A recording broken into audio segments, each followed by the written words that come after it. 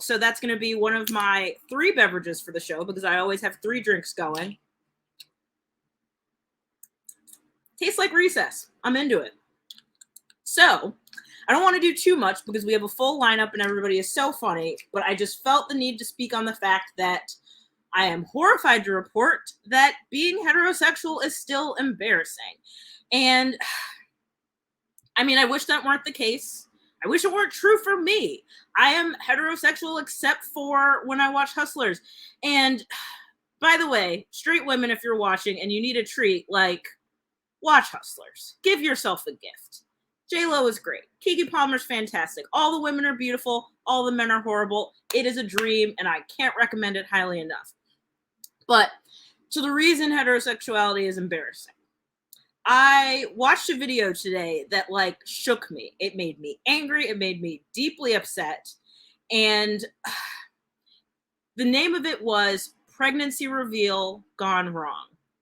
So it was a woman showing her pregnancy test to her husband, I guess, significant other, whatever. And he is just like backing up and he's like, I can't believe you would do this to me. This is awful. And she's like, what's wrong? What's going on? And he was like, well, he's like, I have to go on a trip for work next week, all this other stuff.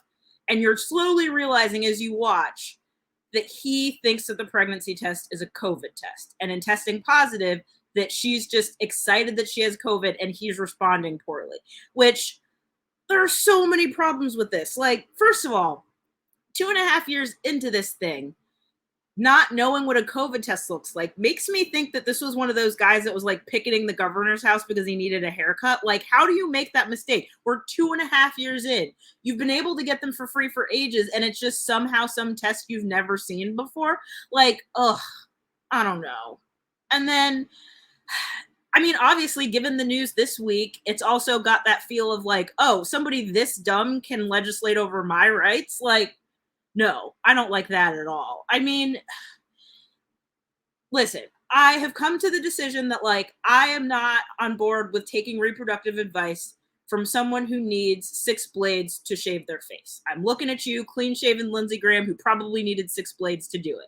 I use 1 blade to shave my legs, like a 1920s strongman who could drag a bus with his teeth and then go to the beach without changing his outfit, like that kind of hardcore. So if you're afraid that your skin on your face is going to hurt, sorry, you have no domain over my parts. I think that's more than fair. But the worst part of it is this woman who, I mean, filmed this, so clearly she's probably okay with it in some form or fashion being out there in the world, is bound to this guy by law. Like, she got in front of her family, her cousins who only sort of know her, her aunts, and promised to love, honor, and obey him. I can't in good conscience obey a man that makes that kind of mistake. Are you kidding me? No, I don't have it in me. Like, I can't imagine having to promise to obey somebody while wearing expensive and uncomfortable shoes while waiting for them to also inevitably not know how my body works. Like that, no, I don't think so. And I mean, that's not the reason that I'm not getting married. And it's not because I don't think I'd be good at it. I would definitely be good at being married. And here's how I know. This summer, I spent 2 weeks with my parents, who I hadn't seen in a while, as well as my sister and my brother-in-law. And I learned that most of marriage, as I understand it, is just one person being in a room saying something, and then the person that they're bound to by law just going, Or if you're in the other room, you get to go, what? I'm great at that. I would excel at that because I love not listening to men. It's one of my favorite things in the world. Here's another rush for anybody who does not identify as male. Get a guy talking about something that he's really excited about. And then at the end, whether you were paying attention or not, just look up and go, Sorry, I wasn't paying attention. It is such a rush. Can't recommend it highly enough. So, I mean, I guess I'm going to be doing a lot more of that. But, I mean, I work in tech, so I can do that at work. It's not a big deal. I don't have to be married to do it. But that is more than enough out of me. I'm going to get our lineup going. So our first comedian, I was on a show with them called Feel the News at the tail end of last year. And it's so much fun. They were so funny. I was like, I have to get them on the show. So, Hello. Dominique, how are you? I am so good. I'm so glad that you're having me on, and I really appreciate the platform, the times, these joys. I am so excited that you're here. Now I'm having a little bit of trouble hearing you. Are your AirPods good? Yeah, they are. Let me try taking them out and see if that does any better. Hold Okay. on. No, I think we're making backward progress now. Now you're. Oh, hold on. All right, reconnect a mic. We'll get you. How about now? Aces. That's absolutely. Yay! We can do it. Because you're wildly funny. I want to make sure everybody can hear you. Thank you so much for having me. All right, so I'm going to get out of your way, let you tell some jokes, and then we will come back and talk snacks. I can't wait. And y'all, I am so happy that it's fall. I don't know if y'all are into the pumpkin spice. I certainly am not. But the thing that I love most about fall that's so delicious is the sex. All right, now hear me out. Hear me out. If you don't know what I'm talking about, I'm the kind of person that cannot have sex during the summer. All right. I can't afford air conditioning. Look, if you're rolling in dough and you've got that central AC, God bless. God bless. But personally, summertime sex, ugh, I can't do it. I cannot. Now listen, I get so sweaty that I'll be having sex and parts of my body start farting that don't have holes. You know what I'm saying? Like I'll be going at it and all of a sudden just like, and I'm like, was that my back? Did my back just fart with the bed? Or like our two little bellies will be touching and it's like, and it just sounds like somebody opened a Tupperware. I can't do that. I cannot do summertime sex. Or like all of a sudden just like, and my arm is farting. Like, no, I cannot have sex from about May until September. So I'm like really, really happy to finally have some cool weather. Now, I want to hear from y'all. You can pop off in the chat, in the private chat, or in the regular chat. What is your favorite part of sex? And I will wait because I want to know. This is a very safe space. This is a sex positive space. What's your favorite part of sex? Think about it.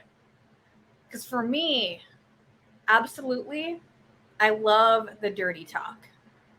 Listen, I'll be doing my thing, and somebody's gonna like this guy will be like, "Oh, somebody wrote dirty talk, yes, and taking my bra off. Oh, I love taking the bra off. Impressions are on point.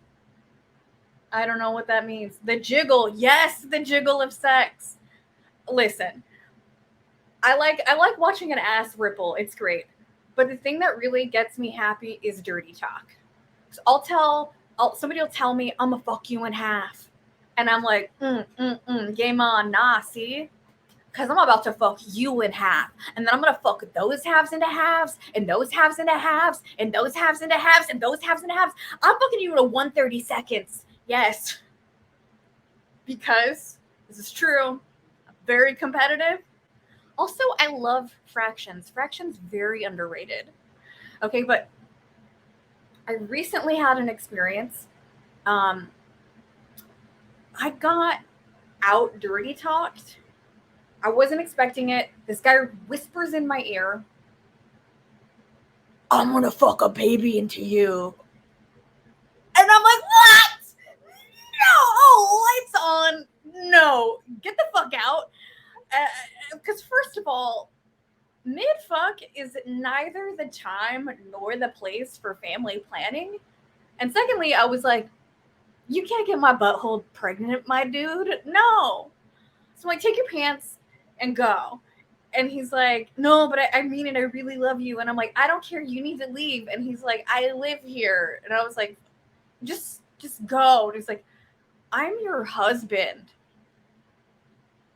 And that was the moment that I realized I was like really deep in the role play. Like, oh, in that moment, he was Severus Snape. And I was Albus Brian Dumbledore. Like, sometimes you get really into the fantasy. I don't know. I don't know. No judgment. Don't judge me. But listen, like, yeah, I'm married. I am. And I had a friend tell me that I was so lucky to be married during the pandemic, and she's dead now. Like, I murdered her. I had to. Like, they don't know where her body is. Like, first of all, that's only the kind of thing you can say if you're out there on your hot girl summer, getting random D on the apps. Like, listen, if you're on an app, you might sit across from a guy at dinner and you look at him and you're like, I could picture myself waking up next to him. But is this the day this man kills me? Now that I'm married, I wake up across from this man, I look over at him, and I think to myself, is this the day I kill this man? You don't know if you haven't been there, but it's getting better now that we've gotten some reopening happening. We get to go out more. We recently did one of those escape the rooms. Not the puzzle. Escape the room is just what I call dinner with his parents. Yeah. Doors open. Can't leave. But I think we are making progress with his mom. Okay. I got his mom to stop referring to me as her son's roommate. Or she called me her son's roommate when she introduced me. No longer happening. She now says I'm her son's first wife. But it's okay. It's okay, because then I hit her with and this is the woman who doesn't want grandchildren. I don't know. Okay, you guys might think, okay, maybe I'm trash for that. It's okay. It's okay. But it's not his parents' fault. Like, I am very diverse, and they are two elderly, lovely, beautiful Chinese folks who are only friends with other lovely, elderly, beautiful Chinese folks. They don't know anyone else like me. They were just not ready for all this diverse jelly. Okay? I'm very diverse. I'm a multiracial person of color. I'm neurodivergent. I have a disability. And I also squirt. Okay? I squirt. Where is my scholarship? Okay, a squirt is a terrible thing to waste. But actually, speaking of diversity, pop off in the chat, please. I am in the market for some more white friends. Okay? If you're white, come talk to me. I need more white friends. But I realized I can't be friends with just any old white person. All right? Like, specifically, I can't be friends with, like, top shelf whites. You know what I'm saying? All right? I need more like the well whites. Okay? I'm talking bargain bin whites. Like 2-for-1 at the dollar store whites. I mean, whites who have, like, seen some shit, who've been through some trials and tribulations, like Southern whites, gay whites, poor whites, preferably all three. Okay? I love a poor white Southern gay. Like, oh, love. And I gotta say, I figured this out because I have some rich white friends, and they are crazy. Okay, let me tell you. I have this friend, Erin. Like clockwork, it's gonna happen in a few months. Every fall, she's like, "Hey, Dom, let's go apple picking," and I'm like, "No, what, Erin? No." She's like, "Okay, fine, let's go pumpkin picking," and I'm like, "What is it with you and manual labor? Like." No. Do you know how many times my immigrant grandfather would roll over in his grave if he knew that I had paid a white farmer to pick his produce? No, we're not doing that. So she's like, fine, a booze cruise. And I'm like, Erin, no. White people with boats? Mm-mm. I've read history. You're not getting me today. Not getting me. So we end up going to a CrossFit class. I don't know. Have you guys seen CrossFit? Do you know what this is? I didn't. And it blew my mind. It was just like jacked white men like throwing tires around or like taking big ropes and just getting mad at them and like jumping on boxes and going down and then jumping again. And I was like, y'all are so fit. Like, white people, you're so cool. Like, I knew you had it in you all along. Y'all never needed slavery. This is the point at which white folks in the audience, your buttholes clench. Just spit on it, rub it. I promise you it'll open right back up. But we didn't end up actually following that up. We went to brunch. And I had to send a dish back because I'm allergic to kale. And as I did, I thought, I really am my ancestors' wildest dream. Truly. Um, my ancestors actually, I mentioned I'm multiracial. I'm actually Mexican and Filipino. Yeah, or as I like to call it, double Mexican.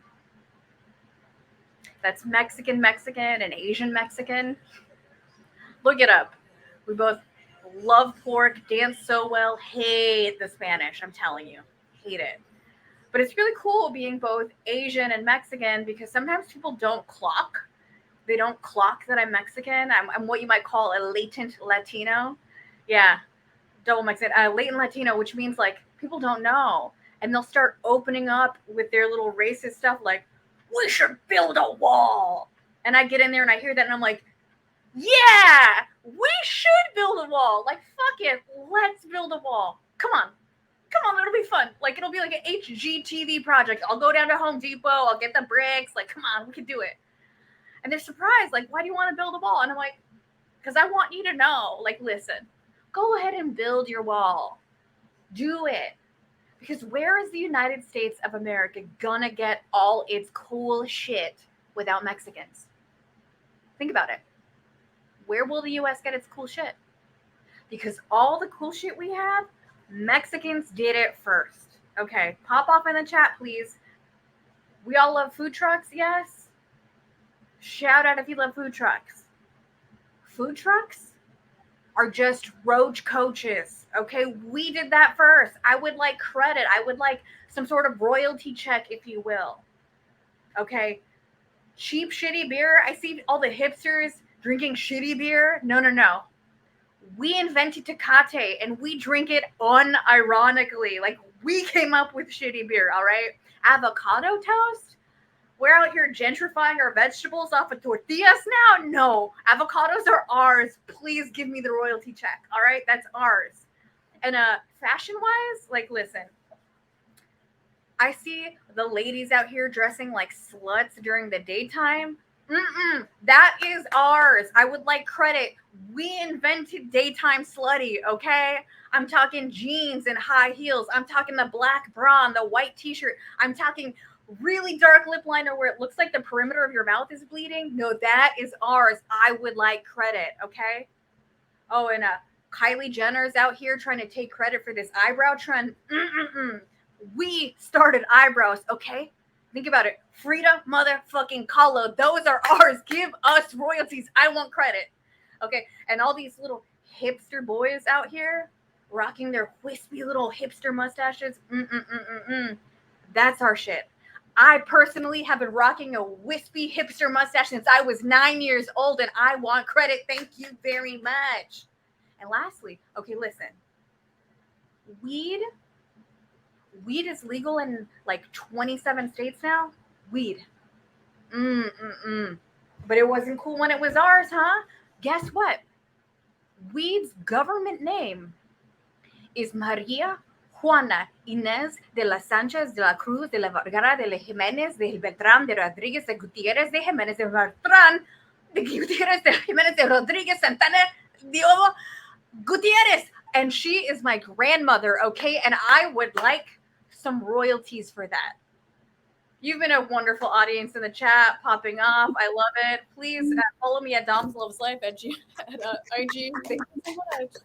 Oh my gosh. Please go see more of Dom at the Lumpia Festival on October 2nd with their show Banana Ketchup. Fantastic. Oh gosh, I love that. And let me just say, I felt so much for the produce picking. And they're like, hey, do you want to go do that? No. My time for doing that is done. Yeah, that was 2 generations ago. We don't do that anymore. Yeah, and so we were talking that you and I went to college around the same time, and we had like Stuff-A-Plush was a really big thing. So like generic Build-A-Bear. Or like, hey, do you want to go do Build-A-Bear? And it's like, I don't have to deal with cotton recreationally. We fought so hard, so I would never have to do that. Absolutely. There's no recreational cotton. There's no recreational laboring here. No. So right there with you on that. Just no. Just the great value Build-A-Bear, that's for y'all, not for me. Yeah. Also, if you're worried about the price, they got like a really cheap, they got Bears over at the Goodwill for like 2 for $1. I'm just saying, if you're Exactly. savings minded. Or you can get like half a dozen from Oriental Trading for like $8. Yeah, that's true. That, let me tell you, the internet, Alibaba.com. Oh, my light just went out. You count me. It's a sad lamp. Oh boy, it's all good. It does. Listen, it doesn't want to stick around for the show. I feel bad for it. We're having a great time. Truly, it's missing out. All right, so let's get into food takes. First, your hot food take you want to share with the world. You have the floor. Proceed. It fits in with everything I've said this far, which is be lazy. Okay? All right. You want to make a peanut butter and jelly sandwich, but you're lazy?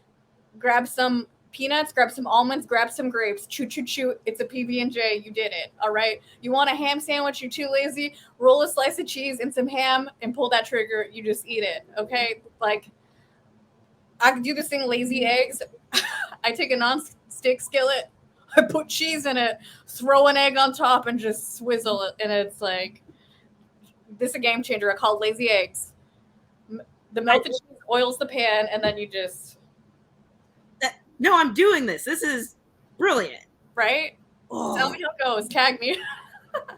Oh, no, I absolutely will. That's game changer. Wow-wee. See, that's what I love about this show. Alexis, lazy eggs is a game changer. Yes. Yes. Love it, love it. Yeah, see? We're all going to be doing this now. It's a whole thing. Please, if you try this, tag me on IG at Dom Loves Life, because this is my contribution to the world. Like, I dropped out of grad school. This is my legacy right here. Listen, this is your calling. Thank you. And you don't have to pay anybody to do it. No, it's free. And listen, if I'm going to have white people judge me, at least I should be able to talk shit back to them, you know? Like, to their face. Yeah. Exactly. All right, so now we're rolling into question of the month. Go to lunchbox snack. What was it for you? Okay, truly anything. And I'm going to explain, because I'm a poor kid. As I mentioned, the immigrants, like, I got the hot lunch. I got this, it was like you're on welfare, you get the free lunch. It's not a good lunch. It'll get you by. Occasionally I'd like get with the chocolate milk or whatever. But every now and again, I don't know why, my mom would hook it up and come through. So, like, I don't know what kind of public school this was, that we were taking a field trip. This was a bona fide field trip to McDonald's. Don't know what the educational value was in that. Wait, was the field trip to McDonald's, or like the meal afterward was McDonald's? No, this was the complete, we got on a bus and went to McDonald's. Like, the fuck? Like, I'm sorry. I have questions. Like, at least, you know, everything was food related. We got to go to like the Jelly Belly factory or whatever. But I will tell you, on field trip day to McDonald's, again, why? My mom was like, here's a 20, go ham. And I was like, I'll take a 5, a 2, a 1, a Happy Meal, a shake. And I think I specifically remember that as like one of the best days of my childhood life was like the day that I like fucked it up at McDonald's and everybody was like, whoa, you're rich. And I was like, do you not remember how you make fun of me for being in the hot food line all the damn time? So truly anything, but the standout in my mind is McDonald's, which is not a from home lunch, I get, but you know. Listen, there are basically no rules here, so I'm totally going to count it. And like, just the freedom and like the clout of just being able to be like, number 1, number 4, Happy Meal, just, I love it. I love that money. Yeah. Amazing. It's like one of my hand-me-down LA Gears now, baby. You got that moment. I am so glad that you had it. Yeah. Oh, I got to follow on IG. Thank you. Jessica's NYC. Hey. This is going to be your lasting influencer thing. I can't wait to say, I saw this come to life. In 10 years, yeah. There's going to be a subreddit thread that like circles back to this very moment. We're making history, folks, and I'm so glad that you were here to see it. Dominique, I'm so glad you were here to be a part of it. A pleasure. Always so nice to see you. Thank you so much, Emma. Please have a great night, everybody. Take care and be safe. Thank you. All right, I'm keeping our show rolling. So our next comedian runs an open mic, West Side Comedy Club, on Sunday nights at 7 p.m. in New York. Meg, how are you? I'm great. I'm so happy to be here. I'm very excited to have you. Oh gosh, you're gonna have so much fun. I'm gonna get right out of your way, let you get into it, but ladies and gentlemen, Yay! Okay, I feel like my internet is spazzing out tonight, so like fingers crossed, everyone. I'm Meg, and I have been told that I bring a unique energy to this stage, and I think it's because of my personality, which is essentially a golden retriever at a Spice Girls concert on cocaine. I am what you call a girl's girl. And I understand that gender is definitely a spectrum, but I fall on the rose all day end of the spectrum. I love being a girl. However, I was recently having some issues with my lady bits. Ew, I know, disgusting. I did have to get an ultrasound and unfortunately did hear some bad news. I am fertile. Yeah. And I don't want children. And you know what sounds a lot easier than using condoms? Being broken inside. Yeah. The doctor did, however, find out that I have a heart-shaped uterus, or what I like to refer to as my cuterus. It's very rare. And from my understanding, it does mean that I am medically classified as adorable. I thought that I would be further along in my life than I am currently, but I made the mistake of spending my early 20s trying to be a chorus girl. That's right. It turns out the Rockettes are not looking for quirky. Yeah. So I will say pursuing dance and pursuing comedy are very similar. They both take precision, impeccable timing, and a constant need for validation. Yeah. I do miss the glitz and the glamour of the dance world. Now that I'm in comedy, I do spend a lot of time with straight men in sticky, dark basements. It's kind of like my own personal true crime show just waiting to happen. My big break as a dancer was booking this regional production of Beauty and the Beast.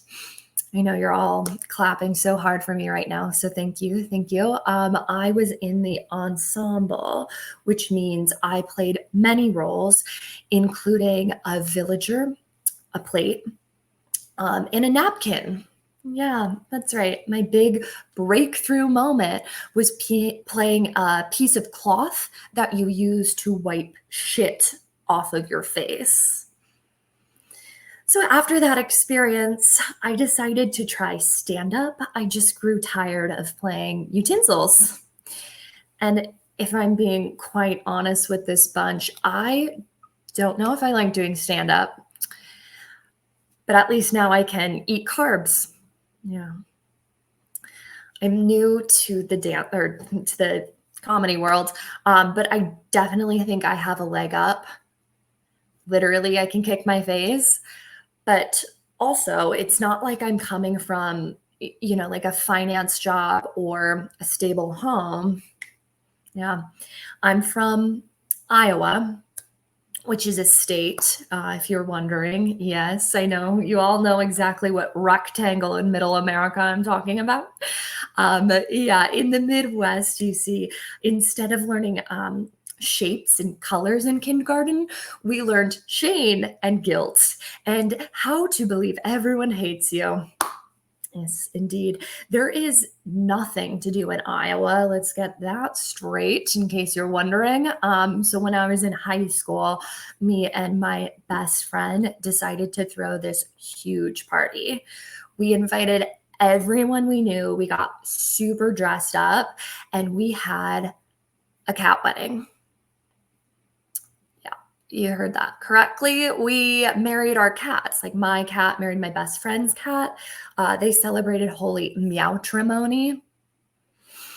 Needless to say, we did not have homecoming dates. We did, however, have our virginity. Yes. Speaking of dorks, I'm wondering if anyone here is a Stranger Things fan. You can type it in the chat, let me know. I am what you call a hardcore fan. My cat's name currently, her name is 11, which if you've seen the show, you're like, wow, that's so cute and clever. And if you haven't seen the show, you're like, what happened to the last 10 cats?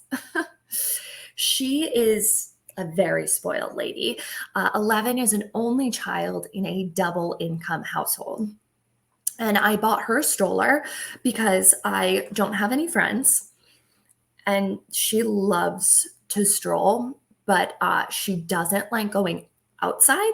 So what I'll do is I'll push her around our 1-bedroom apartment, kind of like a sad dementia patient carries around a plastic baby doll. It's for comfort. My partner says that I am weird with the cat. I think it might be because I lick her. Hear me out. I once heard on a podcast, it's actually really great for bonding with your animal.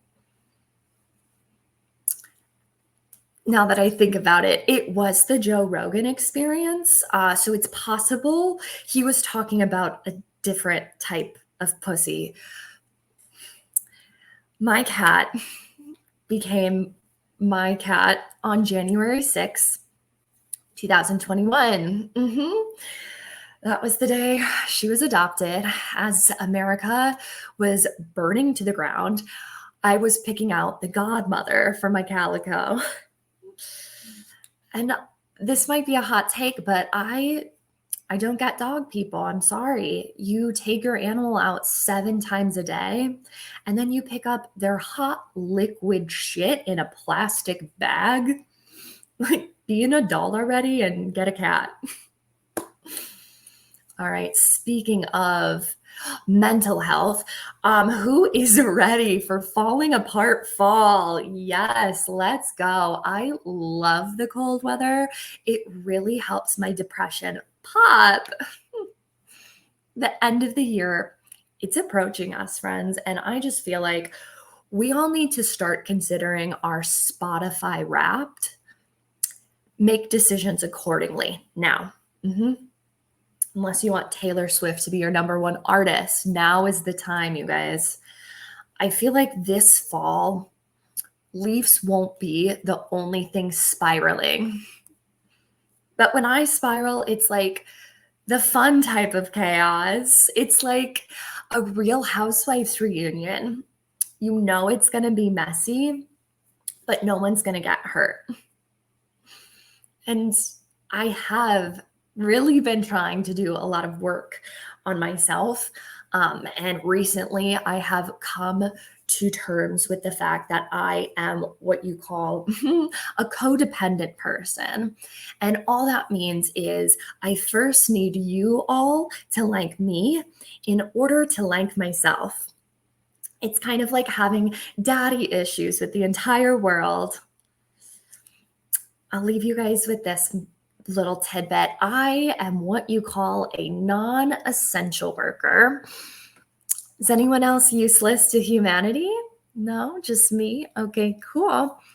I thought about going back to grad school to gain skills because it turns out BFA in dance does not translate to most workplace environments. So I actually went to a meeting about becoming a mental health counselor, like an information session. And it was there that I found that I don't want to listen to other people's problems. I just want you guys to listen to mine. And that's why I do stand up now. So thank you so much for listening to my tidbits.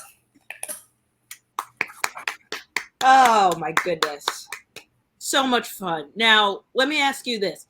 As a woman in comedy, how do you get around the idea that a lot of going to open mics is just listening to men's problems? Like, we don't have to offer any advice. Well, they're just talking, and that stuff should go to a mental health counselor. So how do you reconcile that? Well, you know what? I think that it can be funny because sometimes watching them spiral on stage when they realize that they're not always prepared or have jokes can be therapeutic. Yeah, I'm still working on how to get through an open mic, but that's a great question. That's a really good point, that like there is a piece of it just like watching somebody else spiral. Like, quick aside, I got very into hot ones during like the height of the pandemic. Oh yeah. Like, just upset hours. Like, I lost hours just watching people on hot ones, and I couldn't figure out why. And a friend of mine was like, you're watching other people spiral when you also feel like you're spiraling. So that's like your way of just feeling like you're not alone. And I hadn't put it together that way, but it was just like, I feel like I'm suffering. So I just got really into watching other people suffer while they ate wings. And then Sean Evans talked us all through it. He was like, you're going to be okay. There's a finite amount left. Be careful around your eyes. It was very helpful. Yeah, that's so true. It is therapeutic in a way, in a very fucked up way. Spiraling, watch Hot Ones. It'll get you through. Sean Evans got me through a lot. Sean Evans, I doubt you're watching, but in the event that you are, thank you. Thank you for your service. All right, so let's get into your hot food take. Are you ready? I'm so ready. I'm so excited. Okay, so my hot take, and it might not be like a favorable one, but I think that fast food is overrated. Okay. And here is why. I think that instead of letting a McGriddle destroy me from the inside out, I just let my anxiety do the work, And specifically, I feel like I need to call out Taco Bell, because why would I want to eat a spicy Hot Pocket that will probably give me diarrhea in 45 minutes? Like, no, just drink your black coffee and shit your brains out like an adult. That's all. That's my hot take. I'll take it. And in some cases, it's a literal hot take, because Taco Bell moves through you like it is literally on fire. Like, it is racing for the exits like you're not supposed to when a building's on fire. It is running. And it's not allowed, but it just keeps doing it. Yeah. Yeah. No, thank you. I don't care for it. Not a bit. All right. And your question of the month, what was your go-to lunchbox snack? Meg, what was yours? Okay. I don't know if it consists of a snack, but my lunchbox go-to was a Lunchable. Okay. And I loved all Lunchables, even the nacho kind that was just a cube of cold Play-Doh cheese. But I also think that Lunchable cracker stackers are a young girl's gateway into charcuterie board making. And for that, I want to say thank you to Lunchable. I don't know if you're on this chat right now, but really impacted my life.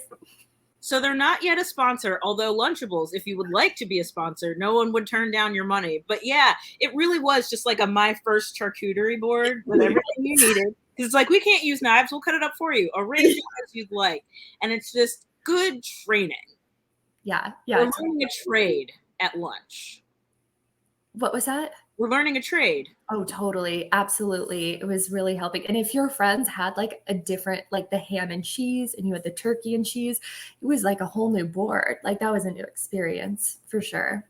And then trading out different Capri Suns. So being able to pair effectively, this flavor really sets this off. But if you have this cheese, then you need this Capri Sun. Again, it's life skills. Now we can entertain. Right. Lunchables are where it all began. Yeah, I totally agree.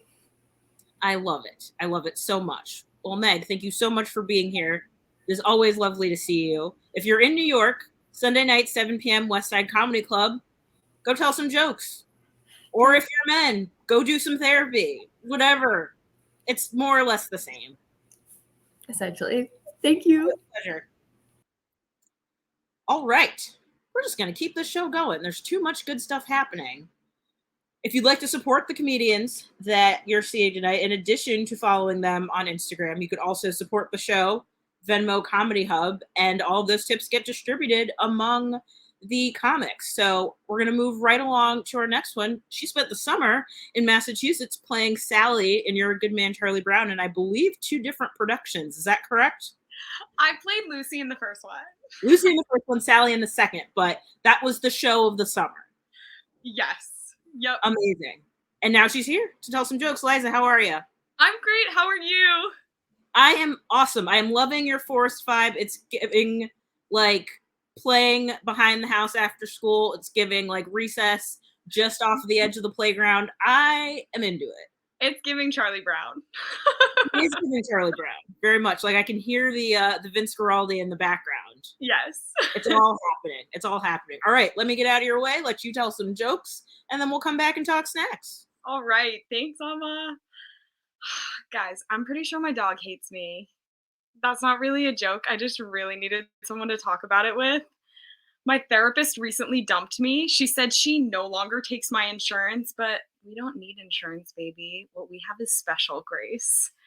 Anyway, she ghosted me. I can't stop thinking about the good times we had together. Like when we would laugh together at my trauma. How else am I supposed to know that I'm funny? Like, you know what they say, an apple a day keeps the doctor away, but a doctor a day keeps my intrusive thoughts at bay. Anyway, fuck apples. I need therapy right now. My anxiety has gone completely girl boss. It'll be like 3 a.m. and she'll be like, hey, queen, just wanted to follow up and remind you of that super quirky thing you did last week when you called your director mom. That was like super cute and super fun, and I just wanted to remind you. XOXO, just a girl trying to build her empire. 2022 has been a weird time for me. I don't know if it's been a weird time for anybody else. Sound off in the comments if it's been weird for you too. If it hasn't, then okay. My friends keep dropping dead, and I'm like, oh my gosh, seriously, was it something I said? So I've been attending a lot of services, which is very cool, very fun, and very chill. It's invite only. I most recently frequented New York's hottest club, my best friend's grandfather's wake. And if you've ever been to a wake, you know you got to be on your best behavior. So I walk into this wake, right? Mask on, Catholic values up, ready to pay my respects to the deceased. I get on my knees. I say a little prayer to the omnipotent air daddy. I don't see my friends, so I'm just kind of like walking around. And I pass a snack table. Strange, but okay, Italians. And I'm just like, sorry for your loss. Sorry for your loss. Oh my God, I'm so sorry. And that's when I come up to the pictures, the collages in memoriam. And I see tons of family pictures of people I have never seen before. And like 0 pictures of my friend.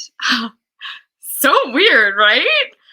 And that's when I realized this is not my best friend's family, nor is this their dead grandfather. I was at the wrong wake.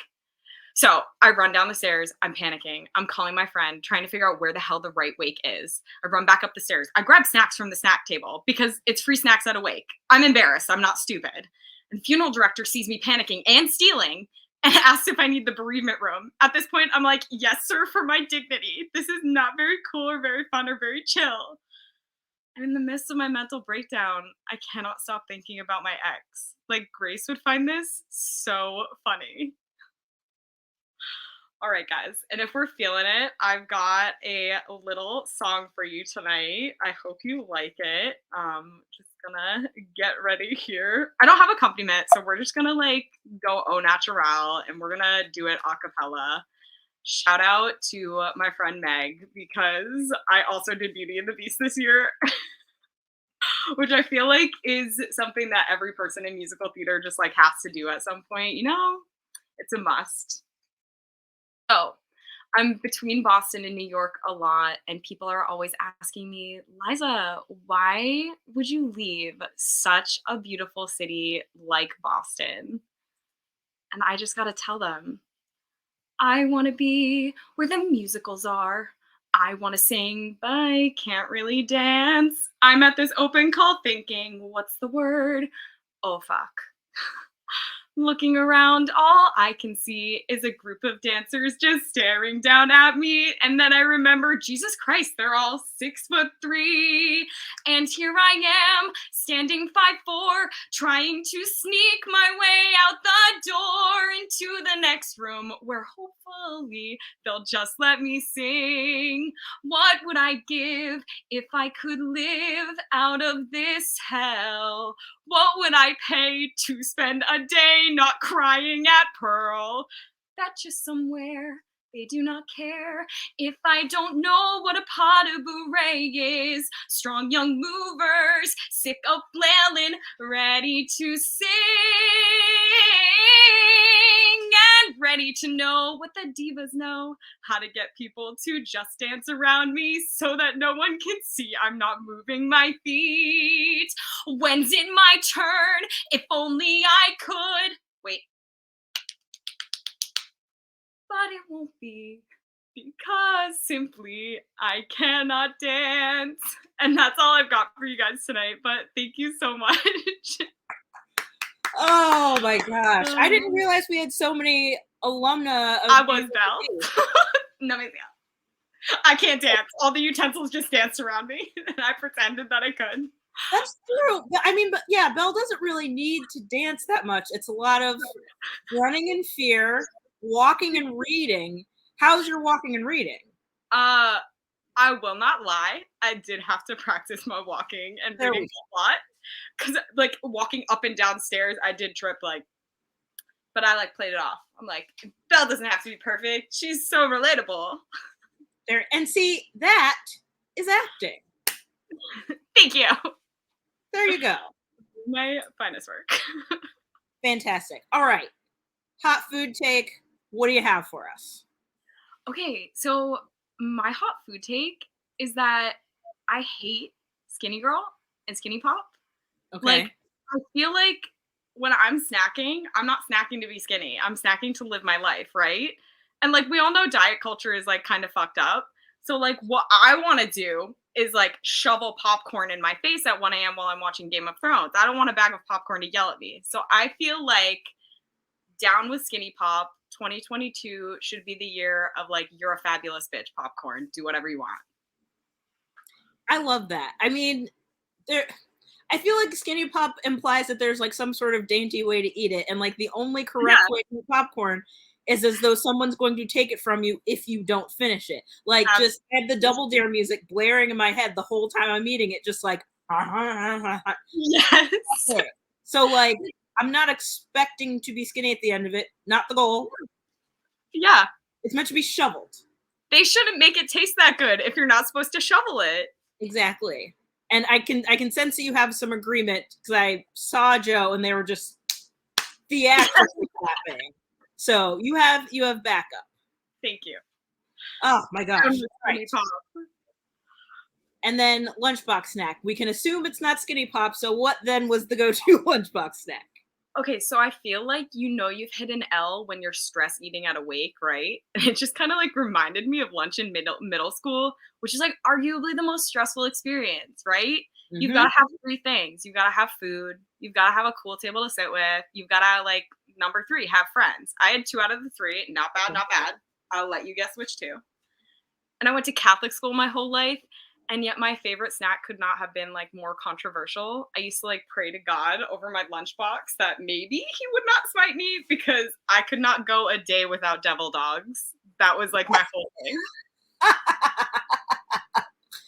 Oh, and I'm sure that there were jokes about that, or, like, I'm sure conversation about we had snacks inside. Yeah. I was like, oh, I can't let Sister Kathleen see me eat my devil dog. She'll, like, smite me. I don't know. Oh my gosh. Like, were you allowed to have them, or was there some sort of, like, school rule against them? There was no school rule against them. Interesting. But I don't know if it was strongly encouraged. Sure. It's probably one of those, like, frowned upon but not expressly forbidden. Yes. Yeah. It had never even occurred to me, but you're absolutely right. I can see where that would present a problem. Yep. Oh, my word. Well, I am so glad that we had this conversation. Liza, I'm so glad that you were here. Thank you for the joke. Thank you for the music. Of course. Maybe I'll have accompaniment next time. Listen, I'll have you back anytime you want. Full band, electric guitar, acoustic guitar, whatever you want. Come back anytime. All right. Thanks, guys. So great. So great. We're going to keep this show going. So I got to do a show with our next comedian, The Menstrual Cycle, in New York, part of the Laughter Collective. And they were so funny, so fantastic, so wonderfully dressed. I was like, I have to do a show with them again. So, Joe, how are you? Hi, I'm good. Thank you so much. My pleasure. So happy to have you here. Let me get out of your way so you can tell some jokes. And then we'll come back and talk snacks. Great. Can't wait. Hi. I hope everyone's doing well. I'm going to tell you right off the bat, my pronouns are they and them, okay? In case you want to talk shit about me later. You're allowed to. Just do it right. I hated them. They didn't even belt. Like, that's the way to do it. Yes, I am lowering your expectations on purpose. Why was it obvious? For those of you wondering, that's also the key to dating men.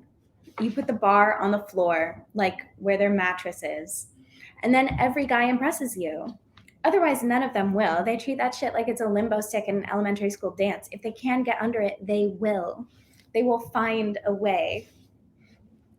I'm the person in the office that everyone apologizes to when they curse in front of them. I guess I have like a high voice and a bit of a baby face, and I dress like a 12-year-old kindergarten teacher. That's the main reason I started getting tattoos.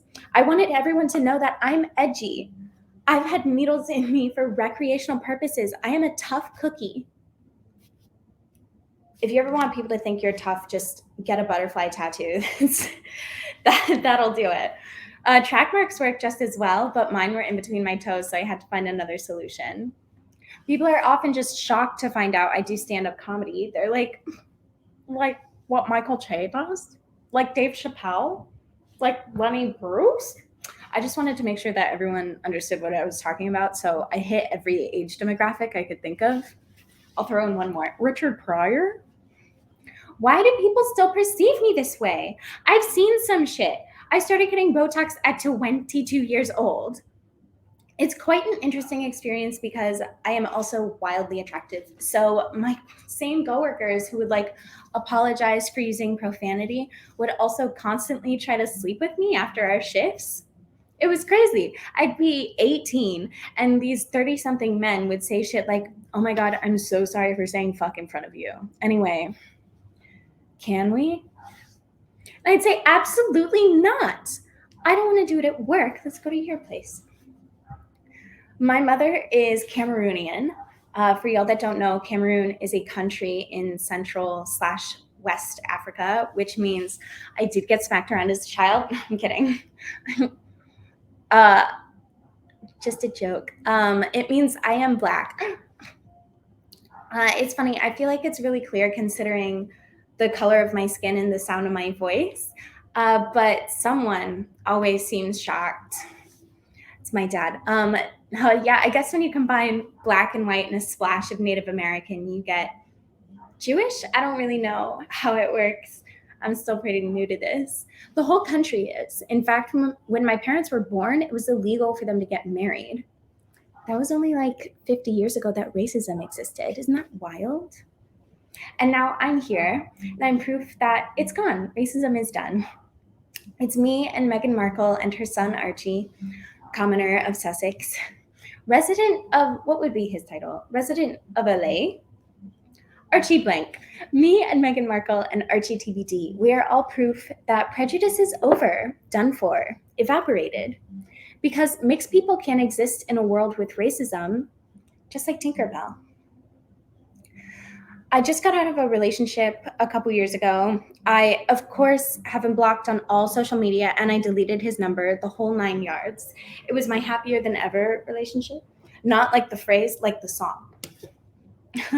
I do have his phone number deleted, but I have it memorized. I've been trying so hard to forget it. It's just not working. Anyway, if anyone wants to cyberbully him, it's 631-905-5707. And I will repeat that at the end of the bit so that you can remember it, write it down, whatever you have to do. So I don't know what he's up to now, but I do know that I won the breakup. I won it before it even happened because I peed on him. And that is my time. Thank you for attending. No, I peed on him, not in the fun way. It was an accident, and it has a bit of a backstory. So right before this ex, I was seeing a dude. We'll call him Zach because that was his name.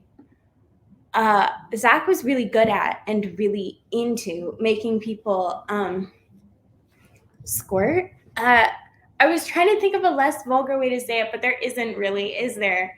I hate that word, squirt. Ew. It's not a sexy word. It reminds me of Pokemon, which isn't to say that Pokemon can't be sexy. Okay, I'm not blind. I know Mewtwo exists. But if we're being real, Squirtle is the least sexy Pokemon of all the Pokemon. Pokemon. Squirtle is the most childlike Pokemon of all the Pokemon. And you know what the liquid is, right? It's pee. It's straight up, it's piss. It comes out of the urethra and it comes from the bladder. It's cold piss. If it ever happens to you, smell it afterwards. There will be a wet spot on your bed, and it might be like mine was right next to your pillow. So you'll have to smell it all night. And it smells like piss. And no, I couldn't just move my pillow to the other end of the bed because there were 3 of the wet spots on that end. This guy was really good at making it happen. I gotta tell you, Zach had skills.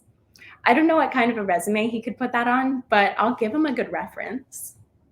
So my ex was right after him, and admittedly, I made a mistake because I told him about Zach, the man of many squirts, the squirtiologist. I looked up man who can make people squeak on Urban Dictionary, and that's what it gave me. So it felt like my civic duty to let you all know that that word exists. So I made the super well thought out choice to tell my ex about Zach, the squirtinator. That was another one. And then I guess he wanted to prove himself. So one night he was trying really hard to get it done, and I was bored. It was taking a really long time. I just wanted to read my book and go to bed. I was actually trying to calculate like how subtly I could like reach over to the nightstand, open my book, and then just continue reading. It was getting really intense. They were about to have a battle. Why not? If the book's climax was going to arrive before mine. So I guess I was also kind of trying in a way to make it happen. And the way that ended up working out was I pissed in his face. It was not liquid. I did not, I peed right in his face. He said, it's warm. The second time was a bit more conventional. We were in the shower. I turned away from him, immediately forgot he was there. Object permanence, not a skill I have acquired in life. From there, hands, warm water. It's the classic elementary school prank you pull on yourself every morning when you step into a warm shower and realize you have to pee. So I peed.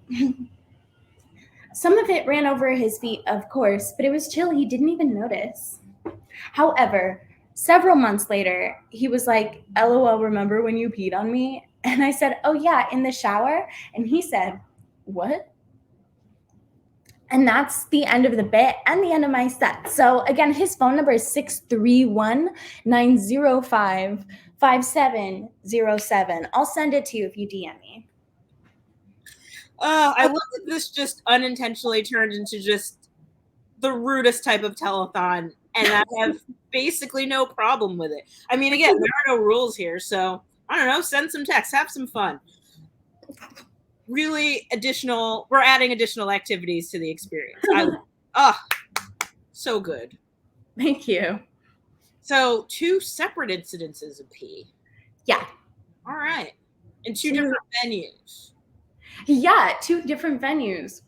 That never occurred to me, but yeah, it was 2 separate crime scenes. Like, it's not even neat enough to fit in a single game of Clue because it was once in the bedroom and once in the bathroom. Like, it's 2 games of Clue. Exactly. It's 2 different rooms. I would say 2 different perpetrators, but I guess I was it both times. So, are you a Miss Scarlet? Are you a Colonel Mustard? Like, what Clue character would you like to attribute these crimes to?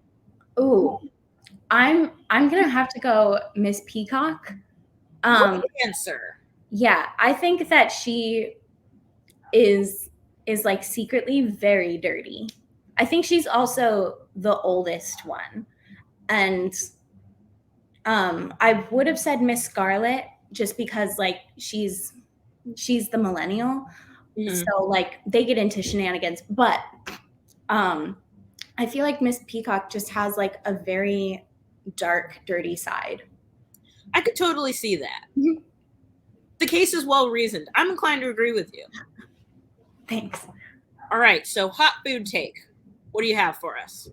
Okay, so I don't think brands should gloat about not having artificial flavors or sweeteners in their food because, like, you like that your food tastes like shit. Your granola tastes natural, like real dust. What are oats? Squished dead wannabe flowers that grew on a scrawny blade of grass in a Dakota. Boring. Okay, I don't want my Jolly Ranchers to taste like a Granny Smith. I want them to taste like green apple. Like, I don't care if your flavor is fake. That story about the banana Laffy Taffy, like how it tastes like the bananas of old, that's clearly a story manufactured by Mr. Wonka to get us to stop asking questions about his wrong banana flavor. Just like the story of his racist little elves. You can't distract me, Willie. Kids go into the factory and they come out 7 times their original length. What the fuck is happening to the children? You should have just made up a new flavor like Orangina. Because they knew we would see through them if they called it orange, so they went and created a whole new word. That is innovation that excites. I want the artificial because you are what you eat, and I'm fake as fuck. Beautifully put together argument and a solid reminder that none of what Willy Wonka's practices espoused would hold up in a congressional hearing. Like, I want to see that sketch. Someone write that sketch, write that movie. Well, I mean, are they still filming the origin story or whatever with Timothy Chalamet in England? Oh, they probably just wrapped that actually, but that would have been a good thing to include. Well, maybe SNL can include something when it comes out. They can do a little parody on it. There we go. Someone's got to cover this. I need to see what that would look like. But well-reasoned case. Thank you. And yeah, William Wonka would surely go down if you presented it in court. Yeah, I think so. And that is my goal, to bring William Wonka down. We're taking down powerful white men. It's our time. Yeah. All right, question of the month, go-to lunchbox snack. What do you have for us? Okay, every morning at my school cafeteria, my number one priority was honey buns. I would always tell the lunch lady that I'd pay for it later because there was never enough money on my card. Bless that lunch lady. Meredith, love you if you're listening. I would die for them. They're my one true love. I recently saw one at a bodega, so I decided to like relive my childhood for a fleeting moment. And I've got to say, they are too sticky for a grown-up. I hated that experience. Tasty, but otherwise a sensory nightmare. Like, don't indulge in your nostalgia. It's overrated. Yeah, it never holds up like you think it will. It's fully wild how that happens. And may I also say, for those who doubt your blackness, honey bun is a highly black answer, and I suggest you share that with anybody that asks you questions. I didn't even know that. Take that with you. Put it in your pocket. And Yeah. roll it, present it at any time. I'm going to call my mother and be like, guess what? Guess what I just learned? Just text her in the family group chat. Big news. Oh my gosh. All right. Well, thank you for being here. Thank you for giving us the opportunity to do some prank calling, something that I haven't done since I had to take a lunchbox to school. That's why I hope that one day it gets around to me somehow that he has just been receiving random calls from people around that have heard my comedy. It'd be a delight. He probably just thinks it's like a spam campaign gone wrong, but no, this is highly individualized. Yeah, this is intentional. I'm excited for you to make it for this reason more than anything else. So keep doing what you're doing. I'm really enjoying it. I'm so glad that you brought it here. Thank you so much, Alma. Thank you for having me. My pleasure. All right. We are at the finale of our show. We have one comic to go, and she's a good one. She's fantastic. You might have seen her on Curb Your Enthusiasm. You might have seen her on Russian Doll, on Comedy Central. She's going to be on With Love Season 2 on Amazon, which I loved so much, and I'm so excited that she's going to be a part of.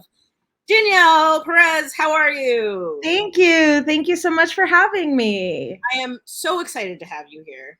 I'm so excited to be here. I'm learning so much about squirting. True, there's a lot of water sports happening. I'm like, all right, Gen Z's really that, I feel like millennials are really like the butthole. What can it do? What does it taste like? What's that about? And Gen Z is like PP. Gen Z is the PP generation. And I love them for that. I'm learning. I'm living, I'm laughing, I'm learning, I'm loving, It has been so educational for me to host this show for a lot of reasons, but most of which is I'm learning that we are a pretty repressed generation sexually. Like, not doing a whole lot. Y'all are very horny on Maine, but really quick to just, wherever you can just mark your territory.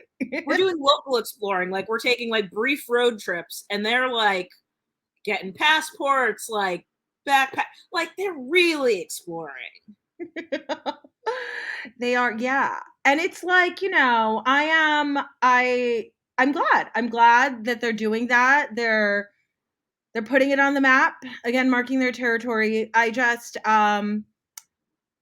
not to be like, an older millennial that's like, well, talking down to a Gen Z, but like, what's really shocking? Peeing in a pool.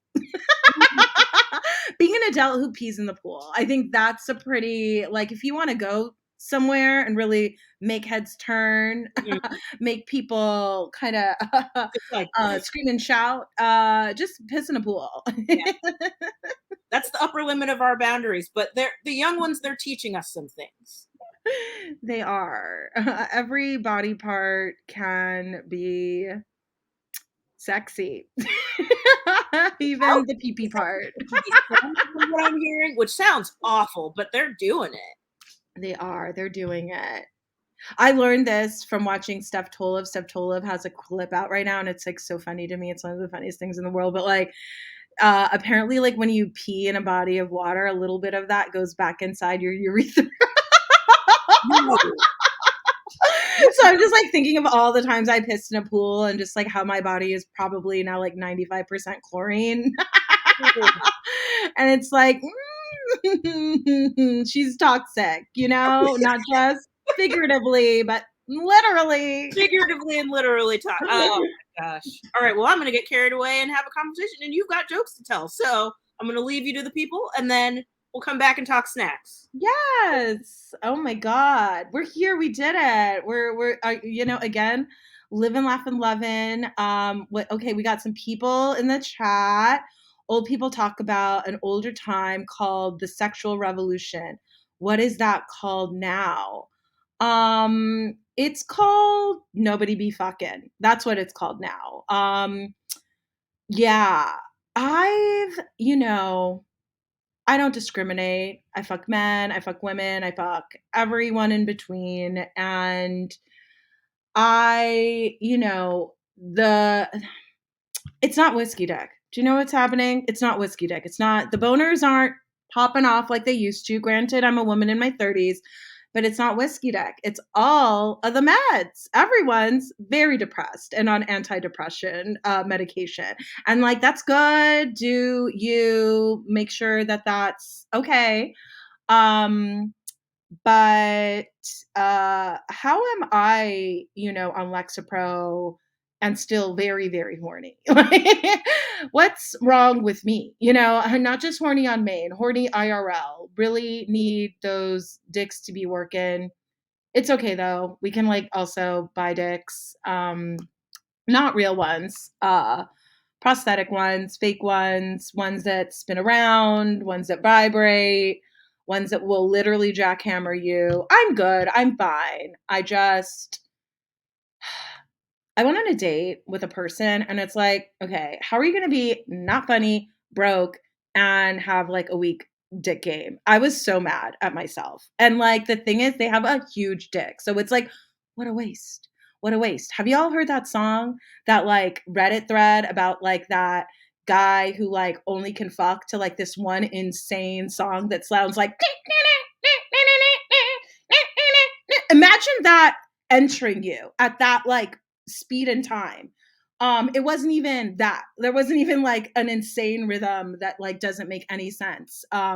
It was just like um it's like, you know, you can give a man a fish and he'll just eat for a day, or you could teach a man to fish. This man has never even been to the ocean, it feels like. I don't think he's been to a ocean, a lake, any body of water that contains any sort of pesk fish, right? Seafood.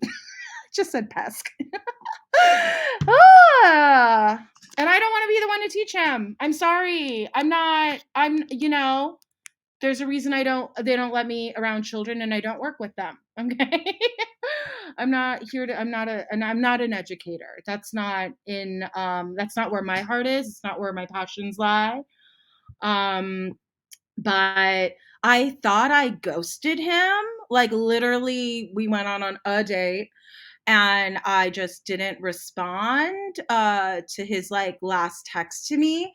And then like literally 2 weeks later, he texted me like he had made a mistake. And I was like, oh my God, no. Or maybe, you know, maybe we can 2 weeks later teach, right? Maybe not, you know what I mean? I'm not tenured. I'm not planning on like staying a whole semester, but like perhaps we could do like, you know, like a summer educational kind of vibe, a thing. And I allowed him to enter me again. And boy, was that a mistake. He kept wanting me to kiss him. And it's like, you don't get a kiss. You can't fuck me right. Can't eat me good. Can't finger me right. You don't get a kiss. Stop asking for a kiss. He texted me today. And I can't respond. Yeah, I'm gonna text all that out. You're a terrible A, and you also don't have a car. Um, that's not it. Can't be it. That can't be it for me.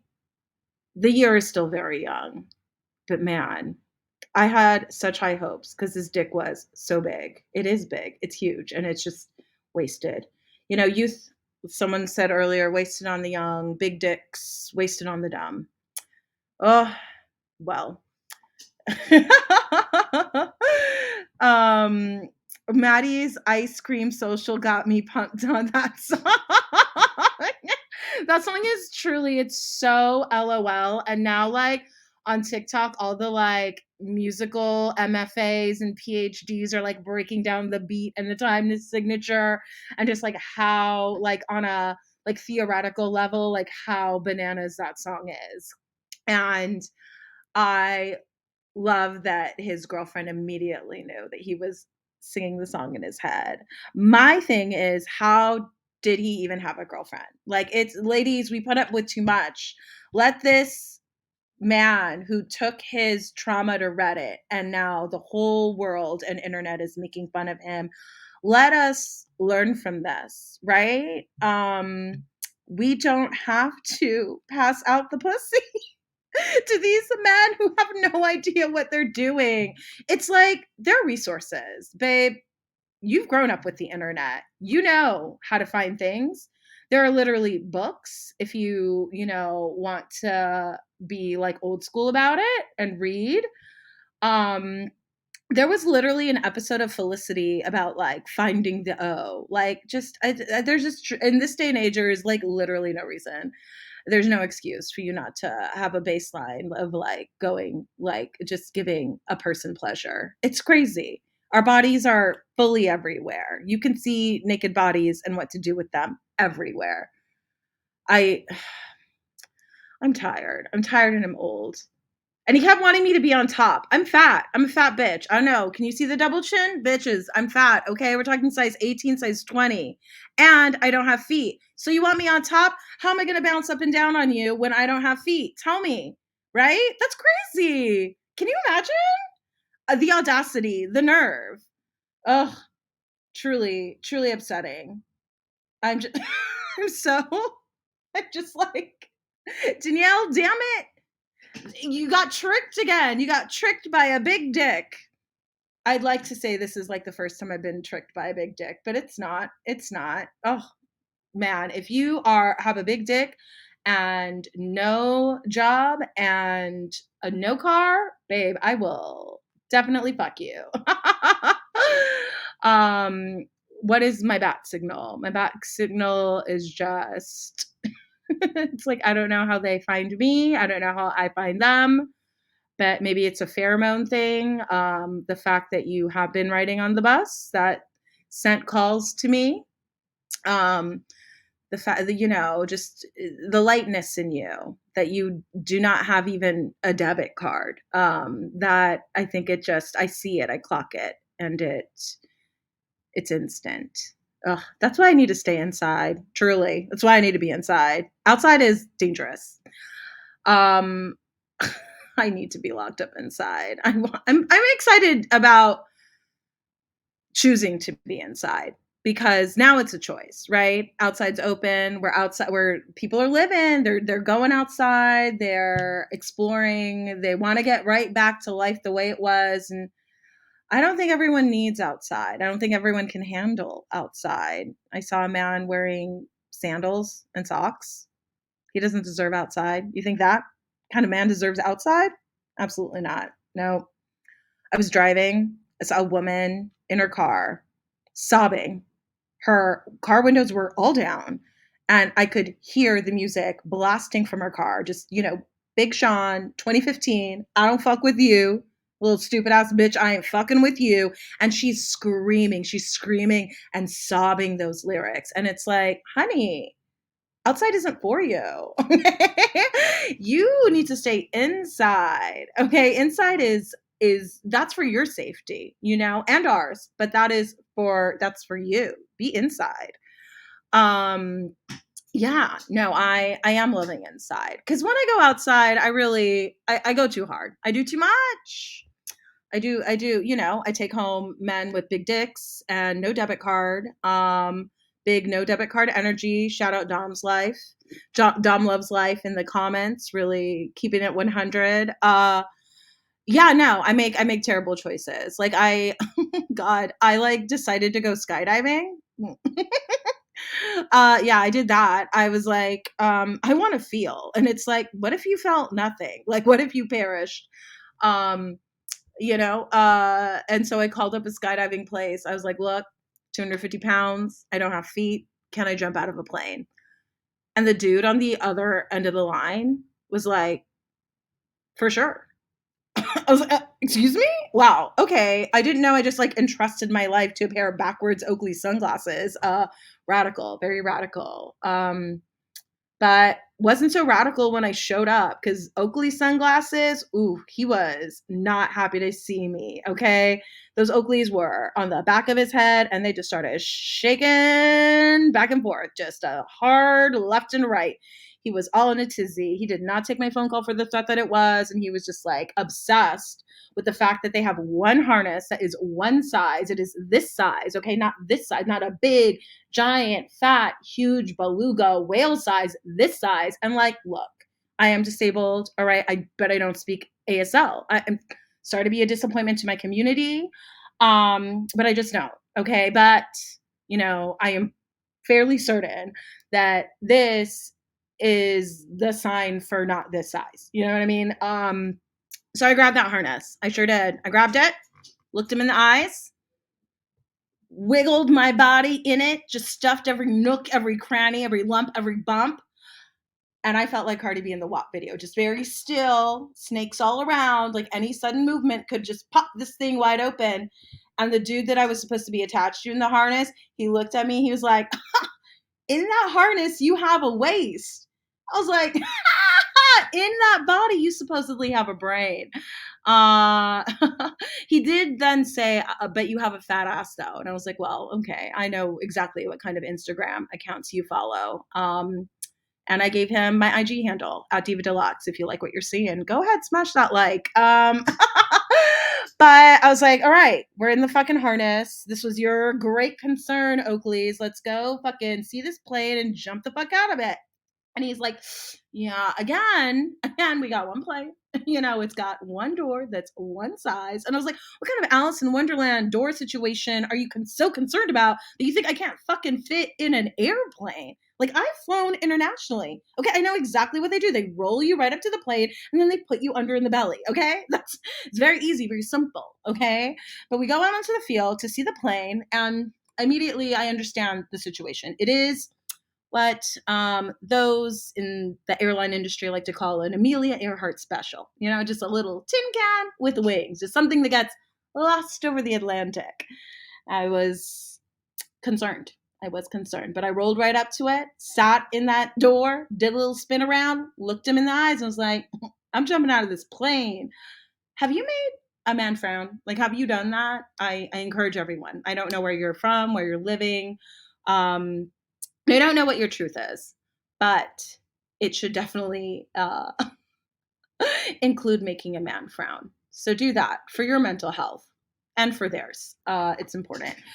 And so I was like, all right, fuck, let's do this. And, he sighs. He's like, I fought with her every step of the way not to make this happen, but she's going to go up in the plane. And as I'm like getting ready and locked and loaded, I do start thinking about this because like his business doesn't make any money unless like people make the really terrible decision to jump out of a plane. Like it doesn't work. So he's been spending so much time like keeping me from doing this. It's like, does he know something I don't? Because I signed a waiver. Like, if I go up there and I die, like, that's it. And I mean, he doesn't want to deal with that shit, obviously. Oh, you want to be alerted? You want the media to find out that you just let a disabled girl jump out of a plane and now there's a picture of her lying on top of her crumpled wheelchair and that's all over the internet and your company and business are associated with that? Like, that's what you want? And like, I mean, no, of course he doesn't want that, but like, maybe he knows like that's what's going to happen. So like, I got to be prepared that if I go up there and I don't make it down, that at least I'm doing what I love, which is just ruining this man's day, just making it awful. So I stop into the plane. I am latched onto my dude who loves a big ass and a little waist, and we start to go up into the sky. And babe, we hit 10,000 feet, and I get a fun fact. I find out that homeboy used to do heroin. What? 12,000 feet. He currently lives in a van. 15,000 feet. No turning back, babe. We are out. We are out of the plane. We tumble. Okay. And I am expecting to be amongst the clouds to see earth below me in all of her majesty, just like rivers, valleys, lakes, and streams, just to have like a real existential experience, just like be one with like the earth and the sky and the sun and the wind and all the elements. And what happens when I jump out of this plane is my tits immediately jump into my throat, okay? Boobies bouncing, titties twisting, knockers knocking, just left, right. Okay, I cannot breathe. I'm like, this is it. This is how I die. I die like a geriatric at the Playboy Mansion with a pair of twins just fucking bashing them in the fucking throat. It's crazy. Like, I am literally surrounded by air but cannot breathe air. And so while I am fighting for my life, just shadow boxing with myself, tumbling, hurtling towards the ground, my bestie is on the ground, just taking pictures, for the gram, okay? She's capturing me, and I look like a petite pachydermied animal, just like an elegant baby Dumbo drop, just headed towards Earth, and my 42G tits are being held up by G-force in a way no man-made object ever has, ever could. And I'm like, okay, see this, I get it. This is why we need women in STEM. And I can't breathe. I can't see. I look like someone who like accidentally fell down the stairs. That's like how hard they're just knocking into my face and eye sockets. And I'm just like, okay, this is it. Like he was right. He was right. Like I'm going to die skydiving. People are going to find out I fucking died skydiving and everyone's going to be like, oh my God, do you know what fucking splat? They're like, no, her airbags deployed mid-flight. So finally, I land. I'm back on the ground. My tits are back on my thighs where they belong. And I can breathe. And I realize, fuck, you sprung for the deluxe package. Bitch, you got video. You're going to put it on Instagram. You're going to get these likes, okay? The only currency that matters. Fun fact, fun tip. If you go skydiving, which I feel like I've made an excellent case for. If you do that, do wear a bra. Please do wear a bra, because if you don't, that video that you paid for will be completely X-rated. Yeah, and they will take it off Instagram and lock your account. And then the only place that you can share it is on OnlyFans. So please follow me there. I've been Danielle Perez. Thank you all so much for having me. This was such a treat. Oh my gosh. Your airbags deployed mid-flight. Let me just say, I, as a kid, real big fan of Operation Dumbo Drop. Like, in fact, when Ray Liotta died, and like, and this is embarrassing. Like, I studied film in college, and like all of my friends were like, I'm gonna watch Goodfellas. I'm gonna watch, I don't know, like any number of other things that he did. And I was like, is Operation Dumbo Drop still on Disney Plus? Because like that's really what I want to watch. Listen, I am who I am. It's a little bit trash human, but what are you gonna do? You know, you like what you like. Thank you. I think so too. My goodness. We gotta lean into who we are, you know? And no one else can be you. No one else is gonna stream Operation Dumbo Drop in 2022. Yeah, I think it's just me. It's just, and like these are the things that I like. But I do also like making men frown. So thank you for saying that, because man, what a time. Like we don't have much. We don't. So like it's like we can have that much. We can do that. I think. Yeah. And then I love inconveniencing men. Like it's great. It feeds me in a way like, okay, you remember like in Sex and the City when like Carrie like dates that photographer for a hot minute and she's like, when I first moved to the city, I was so poor. Sometimes I'd buy Vogue instead of food because it fed me more. And it's like sometimes making men frown just feeds me more. It does.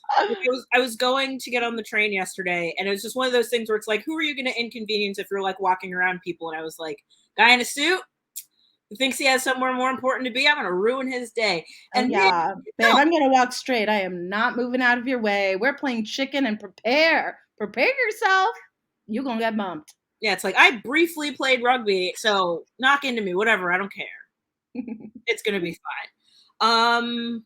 What else? Oh, crying in the car. I thought about buying a car during the pandemic because I had roommates and I was like, where am I going to cry? And I actually asked like my married friends, I was like, you have men in the house all the time. Where do you cry? The number of them that said the car, like, sad. The car became a sanctuary, like a real, like, you know, Notre Dame, Hunchback, like sanctuary, like literally being able to have a car and just physically lock yourself away. So therapeutic in the pandemic. It just not even go anywhere, truly sit in the driveway. Like I just need space. Like I need a timeout, like a literal timeout. Yeah, like I was living with two other guys and then like the pandemic hit and there were all those deals of like, oh, buy this car and we'll give you incredible financing. I was like, do I need a car just for crying? Danielle, I'm not proud of how close I got to buying a car, just to cry in. Honestly, having a car just for crying is really glamorous and pretty. It's like, like I have a fainting couch. Oh, a couch just for fainting? Great point. Bitch. Same Oh, energy. you have a car for crying? I love that. I aspire. You know what? That's the next big purchase. That's what I'm saving up for. It's like, oh, you need it for travel? There's No. a car for crying, a car for fucking, and a car for just living. I think every girl needs those 3 basics. Crying, fucking, living. I'm glad we talked about this. Mm-hmm. All right, so hot food take. What do you got for me? Oh my God, hot food take. Okay, recently, actually, I was involved in a Twitter thread about Wheat Thins versus Triscuits, which, how you could even compare the two is so rude. But I am Team Triscuit. Great. Love a Triscuit. So I just wanted to shout that out, Babs. You're on notice. It's Team Triscuit. Everyone agrees with me. No, the actual controversial food take, snack take. Snacks are for the weak. Bitch, eat a meal. How about that? How about that? How about stop trying to just be enough to satisfy and actually be a whole fucking meal, which does satisfy. Get your life right. Find God. Get over snacks. That's for babies. Snacks are for babies. Hell of a take. I know. You're your whole world is rocked and you're maybe rethinking some things and that's scary, but that's what happens when great ideas enter the conversation. Yeah, I learned that from people in right now, but mentally I have fallen out of it, but I have a show to run, so I'm going to stay in it. But you have knocked me over. Yeah. Fuck snacks. Be a meal. Be a real meal. Just have a real meal. All right. I like the boldness of this take. I like the solidity with which you're coming in. You're just no, this is the move. I like it. All right. Go to lunchbox, snack, treat, what have you. What do you what was my go-to lunchbox snack? Hunger. It's called anorexia. My mom said, I don't want to make you lunch anymore. And I was like, oh, I like sleeping in. And so then I did what my Nana had been telling me to do for years and not eat, just not eat. So we did that. We did that a lot. Okay. But I was always really jealous of people who had gushers. I was very jealous of that. Big gusher energy. Love a gusher. Have you indulged in gushers in the years since? I did. My friend Lindsay Adams actually has a podcast Twitch stream situation called Snack Time. Lindsay Adams, she's so fucking funny, but she has people bring their favorite snacks. And so I Instacarted fruit roll-ups, gushers, and fruit by the foot. Because those were those were the hot girls. Okay. Yeah. For millennials, of a certain age, those were the hot girls at the snack table. Mm-hmm. And let me tell you, didn't hit. I was like, oh my God. I was like, oh, I think I understand the concern about children and diabetes. Let me ask you this. I was like, oh no. Because I found that gushers didn't work for me when they revisited. Definitely didn't. But they don't even really gush all that good. Yeah, no, it's the technology wasn't right. And I feel if we wanted to have adult gushers, we could do it now in a better way. But it's just the mystery is gone. We've seen behind the curtain and babe. So here's what we do. We get these women in STEM after they work on the harness. Say, now, can you get us a good gusher? Get on that. I mean, I feel Gen Z's got it right. Just gush in their mouth, Gush in their mouth, gush on their leg, gush on their bed, everywhere, in every room. That's the real gusher. You are the real gusher. Real multi-room crime scene. Be the gusher you wanted to have in your lunchbox. Yes. We got to throw that on a pillow. And then let somebody squirt on the pillow. That's what. Yeah. Look at this. We're innovating. We're learning. I'm having a great time. Danielle, I'm so glad you came. Me too. Thank you so much for having me. This was such a blast. This was so fun. Genuine pleasure. So much fun. Yay. Bye. So that is our show, everybody. Thank you so much for being here. Thank you to Meg and Dominique and Liza and Joe and Danielle.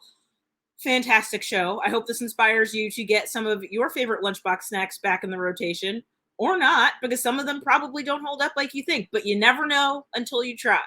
So that is our show for tonight. We'll be back next month, October 12th, where the audience question will be favorite Halloween candy. And I know this one is the hottest of hot takes, so get ready for it. Join us then. And until then, have a great night, have a great snack, and I will see you next month.